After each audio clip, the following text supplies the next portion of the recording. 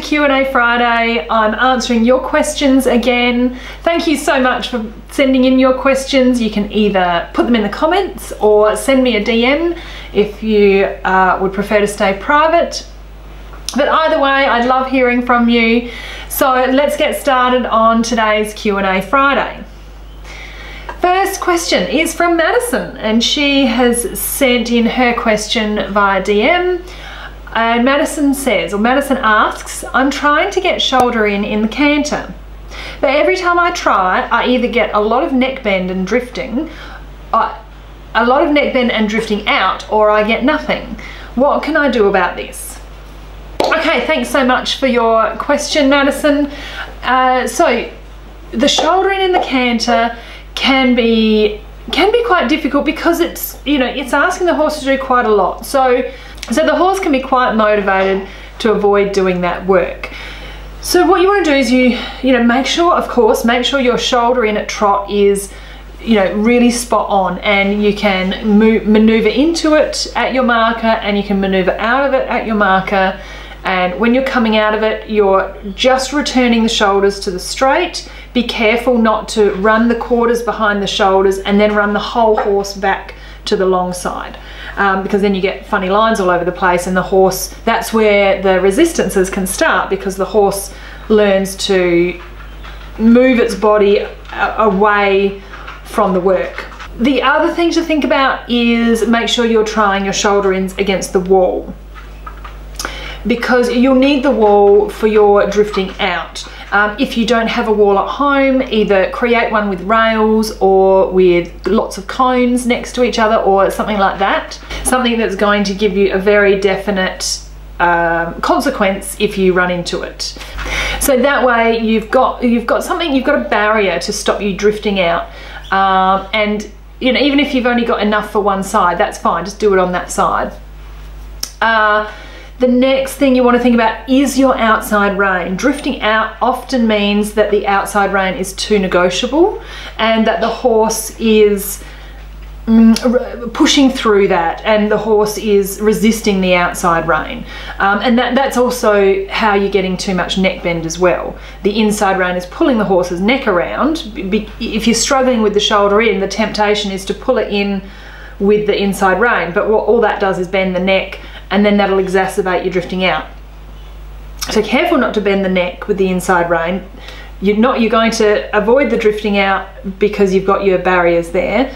And then you want to really make sure you've got your body weight in the right spot. Now all of this is the same for trot. So it's just you upping the ante in canter, and because there's a moment of suspension, the horse gets that moment to wiggle you around and put you in a position where it can resist what you're asking. So really make sure your body weight is on the inside, that your inside seat bone is down. Make sure your inside seat bone is lower than your outside seat bone. If you have to, lift your outside seat bone up and just let it sit there in thin air. The horse will eventually stop trying to shove you, to the side it doesn't want you. And as soon as your inside seat bone is down and your pelvis is in a better position, your inside leg is going to be able to stay forward. And that's possibly what you've noticed. You may not have mentioned it, but you've probably noticed that your inside leg, slowly creeps back as you ask. Get your body weight over to the inside more. Don't let the horse push you back to the outside, and your inside leg will be able to stay right there on the girth and stay in position to do its job. The other thing you want to think about is when you're doing your half halts. So you want to do your half halts as the front end comes up in that moment, as the front legs are leaving the ground. That's when you do your half halt, and that will help shorten the horse and prevent the horse from bowling on and getting bigger in the canter, because the shoulder in, you need that more collected canter, you need that shortening of the horse, and horses are very good at getting bigger and bigger in the canter as a way of juggling you around and making your aids and seat inconsequential. So yeah, make sure get your body in position and keep it there. And if you're unsure, or if it's still happening, film yourself, you know, and film yourself from front on as well, and that way you'll get a sense of what's happening with your shoulders, what's happening with your hips, and you know, you might have a lean. Avoid leaning. You know, some riders lean instead of twisting, or lean instead of getting the pelvis in the correct position. So, you know, perhaps that's what's happening for you. So film yourself from the front and or the back, and you'll get a sense of you know, what might be going wrong. You don't have to do it for very long, you know, a minute at most. Yeah, so hopefully all of those things, I mentioned the outside rein, didn't I? We'll just do it for luck anyway. Outside rein. The outside rein is so important in so many, in so much of dressage training. Yeah, it can't be understated. And you know, it's the opposite for the inside rein too. Okay, so thank you so much, Madison, for that question. Our next question comes from a student, and she says, what can I do about my very bouncy sit trot? Okay, so a very bouncy sit trot, there's a few things you can do. And the first thing is to make sure that the horse is working from behind, has the, you know, the hind end engaged, the inside hind leg engaged. And a great way to test if that's happening or not is ride a 10-meter circle. Don't let the trot come back into some, you know, tiny mincy stepping little thing. Keep your trot quite bold, and then do it on a 10-meter circle. If the 10-meter circle is easier, it means that you're losing the inside hind leg as you get bigger, you know, as you go to a 20-meter circle or as you go down the straight line. So if your sitting trot is very bouncy, for the time being, you just do your sit trot on circles, or you know, just do your sit trot in your corners, or maybe even your short side as you get better. But you want to avoid straight lines, because it appears as though your horse is losing that engagement, and that's when you get the bouncy trot. Okay, so practice your sit trot on your 10-meter circles, and the smaller your horse, the smaller the circle as well. So you know, if you've got a horse that's not very big, then try the 8-meter circle. That will help engage the inside hind leg.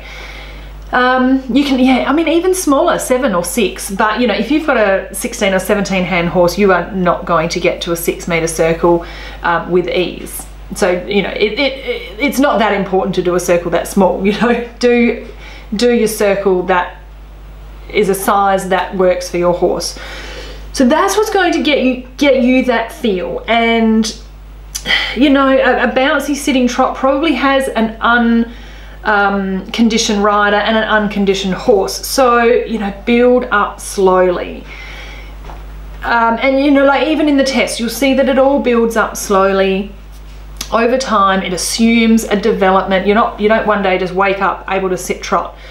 The other thing to think about is your core. You know, I feel like I talk about the core nearly every single video, and you know, it is one of the most important things, because the core is what gives the seat power, and the seat is where all the aids come from. And when you're using the seat properly, you don't need rein and you don't need leg. So really, you know, a core, and the way you tell if your core is strong enough is how easily does the horse flop you around. You know, again, film yourself for just a minute, and you know, do a couple of transitions in that minute, and you will see, you know, like look at your middle. Does it look like jelly? Then that's indication that this is something that you could work on. And you know, every rider works on their core. You know, and especially all the top riders, they are all working on their core at some point, either on horse or off horse. Okay, so a really strong core will help keep your body stabilized, and so that will then prevent the horse wanting to shuffle and shunt you around with you know, a bouncy body. And the less the horse shuffles you around and bounces you around, of course, the less bouncy it's going to be. Yeah, so you want to make sure the hind end stays engaged. And of course, if you're up to sitting trot, you're probably also doing your, you know, your leg yields and either your shoulder fore or your shoulder ins. So again, you know, if you've achieved your sitting trot, you know, get your sitting trot on your circle, and then if you want to take it down the straight line, just a few meters, not too far, ride it in the leg yield or a shoulder in. And that of course, that lateral movement is going to keep the inside hind leg engaged and keep that hind end coming up through under the horse and continuing that power on. And you know, and the bouncy sit trot also often has bouncy reins. So yeah, make sure your hands are down as low as you can get them, you know, right in front of your hips. If you have an extra long monkey grip, then just link your little finger under that extra long monkey grip. I don't advocate a short one or one of the regular ones that you can buy, because they're too short. You can't do anything with it. They're useless. Instead, get 2 of them, maybe even 3, and link them all together, and that's your extra long monkey grip. So that's about how long you need.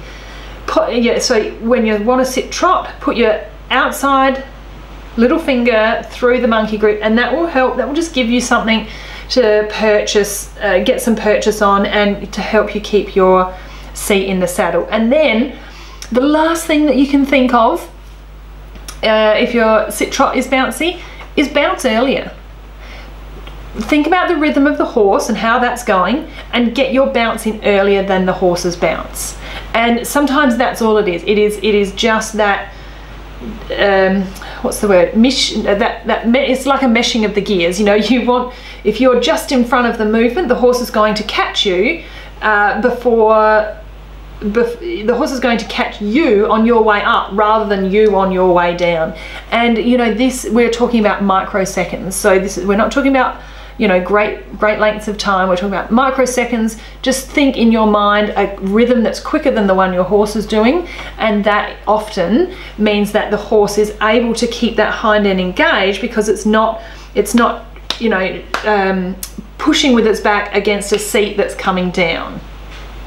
So that makes it easier for the horse to carry you. Of course, as your horse gets stronger and as you get stronger, you won't have to think about it as much. But as you know, as you develop, you know, everything will get easier. So thank you so much everyone for those 2 questions. Do you have a question of your own? Pop it in the comments below. I love to hear from you, and I really appreciate you putting in the time and giving me your ears and your eyes. So thanks for listening to Q&A Friday. Until next time, I will see you then.